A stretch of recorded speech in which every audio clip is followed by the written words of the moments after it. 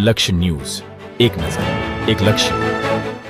સાંતલપુરથી રાધનપુર સુધી national highway number 27 પર મોતનું તાંડવ યથાવત.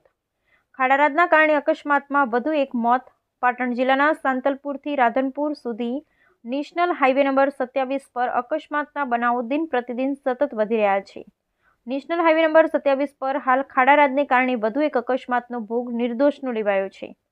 સાંતલપુર તાલુકાના રોજુ ગામના પાટિયા પાસે અકસ્માતની ઘટના બની હતી.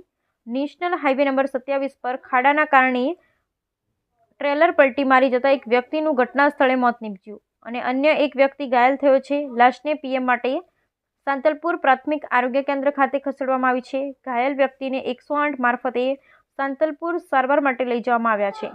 સમગ્ર ઘટનાને લઈ સાંતલપુર પોલીસે ઘટના સ્થળે પહોંચી વધુ તપાસ હાથ ધરી છે. Bureau report Govabhai Ahir, Patan.